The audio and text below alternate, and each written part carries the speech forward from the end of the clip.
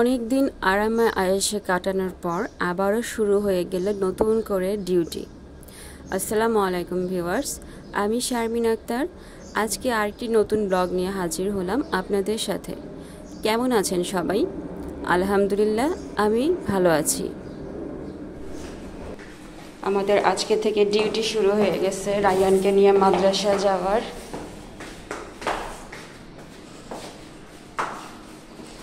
এতদিন একটু আরামেই কাটাইছিলাম।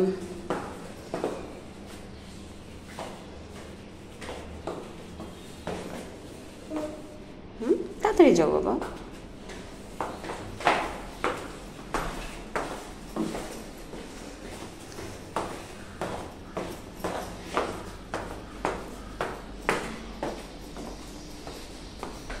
তো আজকে সকালে কোনো নাস্তাই বানাইতে পারি নাই, একটু লেট হয়ে গেছে।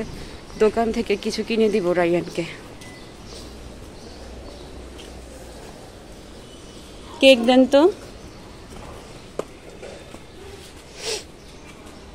তুমি সামনে হাঁটতে থাকো। দুইটা চকলেট এটা দেন। হ্যাঁ, অনেক দিন ছুটি গেছে তো রায়ানও একটু ঝিমাইতেছে, আস্তে আস্তে হাঁটতেছে। ওরও শরীরটা মনে হয় ভালো লাগতেছিল না, তো একটু সকাল সকাল উঠছে। আবার এতদিন তো 10টা 11টা পর্যন্ত ঘুমাইছিল। যাই হোক, আমি এখন বাসায় আসতেছি। বাসায় এসে আবার যুদ্ধে লেগে যাব। যুদ্ধ বলতে আপনারা আবার অন্য কিছু বুঝেন না, এটা হচ্ছে গৃহযুদ্ধ, মানে বাসার কাজের যুদ্ধ যেটা। তো রমজান আসার পরে আমার মশারিটা ধোয়া হয়নি, মশারিটা একটু ময়লা হয়ে গেছে, এই জন্য হালকা গরম পানি দিয়ে মশারিটা ধুয়ে ফেলছি। আর অবশ্য আমাদের রুমে খুব বেশি মশা নাইও। আমাদের এই এলাকায় প্রতিদিনই মশার ওষুধ দেওয়া হয়, জাস্ট সেফের জন্য মশারিটা টানানো আর কি। তো রাস্তার সাথে যেহেতু বাসা, আমি আগেই বলেছিলাম, তো জানালা গ্রিলগুলো অনেক ধুলাবালি পড়ে। রমজান মাসে প্রতিদিন সময় পাইনি এগুলো মোছার, আর ফাতিহাও মাঝে মাঝে মুছে ফেলে। তো আমি আজকে মুছতেছি। আর ধুলাবালির রায়ান সবসময় এগুলো ধরে, গ্রিলগুলো ধরে খেলে। তো এগুলো যদি না মুছি ওরা হাতে অনেক জীবাণু ছড়ায়, আর ও তো একটু রোগ প্রতিরোধ ক্ষমতা কম, তাই খুব দ্রুত ওকে অসুখে বাসা বাঁধে এই ধুলাবালির জন্য। দেখা গেল যে ঠান্ডা লেগে যায়।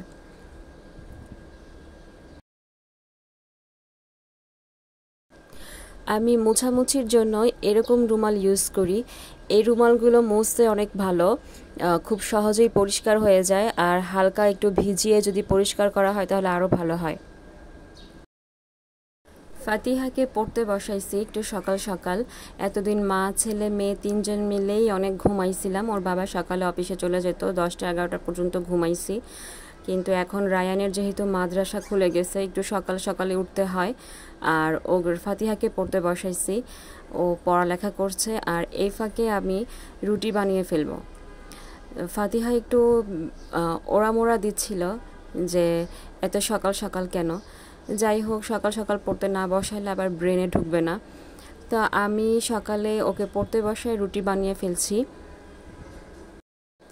তো আটার পরিমাণটা আমি বেশি নিয়ে নিয়েছি, আর অনেক দিন পরে বানাইতেছি, আন্দাজ করতে পারিনি।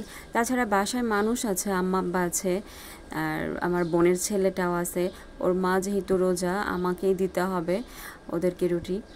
তো তারপরেও মনে হচ্ছে যে অনেকগুলো বানিয়ে ফেলেছে, অর্ধেক কিছু আটা রেখে দিব। ওর বাবা অফিসে চলে গেছে। তো ফাতিহা আর রায়ান সবসময় পরোটা খেতে পছন্দ করে, আমি রুটি খাই। তো ওদের জন্য পরোটা বানাইয়া ফেলতেছি, আর আমার জন্য রুটিই বানাবো। তো সকালটা আমার একটু দ্রুতই কাজ করতে হয়, যেহেতু রায়ানের সকাল 11টা পর্যন্ত মাদ্রাসা। সকালের কাজ সেরে রান্না বান্নার দুপুরের কাজ মানে অর্ধেক আগায় ফেলতে হয়, রায়ানকে নিয়ে এসে বাকিটুকু কাজ করতে হয়। তো ঈদে যেসব জামা কাপড় পরেছিলাম ওইগুলোকে ধুয়ে ফেলেছি কয়েকটা, সব একসাথে ধোয়া সম্ভব হয়নি। এখন ভাঁজ করে রেখে দিব।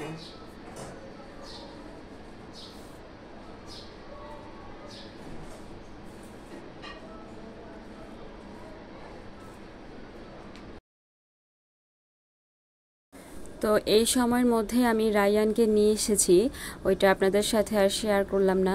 তো রায়ানকে আনার আগে আমি এই কাজটুকু করে নিয়েছি, যেহেতু অনেক গরম পড়ছে ও বাচ্চারা এসেই ঠান্ডা কিছু খেতে চায়, তো ডিরেক্টলি তো ঠান্ডা কিছু দেওয়া যায় না। তো আমি তরমুজটা কেটে ডিপে রেখে দিয়েছিলাম। আর রায়ান একটা ভিডিওতে দেখেছিল যে এইভাবে তরমুজ খাচ্ছে, তা আমাকে বলেছিল যে আম্মু এইভাবে তরমুজটা কেটে রাখতে। তা আমিও ট্রাই করলাম, আল্লাহর রহমতে মনে হয়েছে। এখন পর্যন্ত আমার ভিডিওটি যারা দেখছেন দয়া করে আমার চ্যানেলটি সাবস্ক্রাইব করবেন, আর অলরেডি যারা করে ফেলেছেন তাদেরকে অসংখ্য অসংখ্য ধন্যবাদ।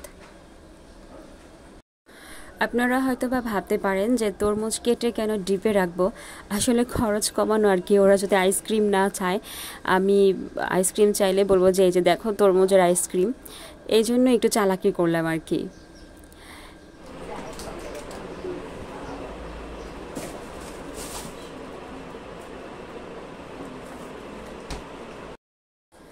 যেই কথা সেই কাজ, ওরা আসলেই অনেক খুশি হয়েছে যে ওয়াটারমেলন আইসক্রিম।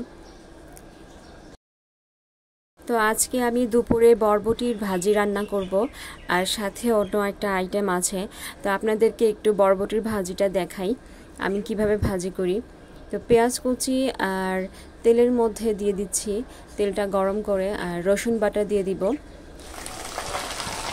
পেঁয়াজটা খুব বেশি লাল লাল হওয়ার প্রয়োজন নেই, এর মধ্যেই বরবটিগুলো আমি ছেড়ে দিব। আর আমি সামান্য পরিমাণ আলু দিয়েছি আর সামান্য পরিমাণ লবণ।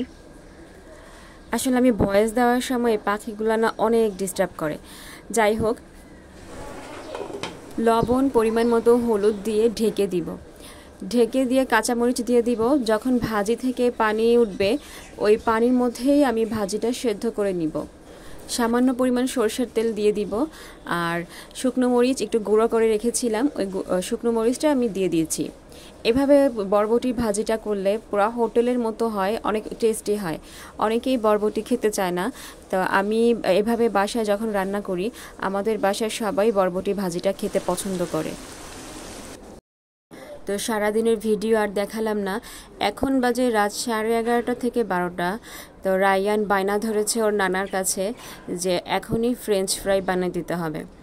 তো যেই কথা সেই কাজ, আবারও ওর নানা ওকে রাত করে ফ্রেঞ্চ ফ্রাই বানাই দিছে এত রাতে।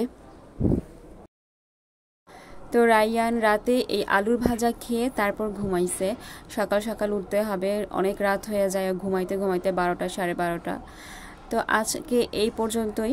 আমার ভিডিওটি ভালো লাগলে অবশ্যই আমার চ্যানেলটিতে লাইক কমেন্ট শেয়ার করে পাশে থাকবেন এবং আমার চ্যানেলটি সাবস্ক্রাইব করবেন। আল্লাহ হাফিজ, আসসালামু আলাইকুম।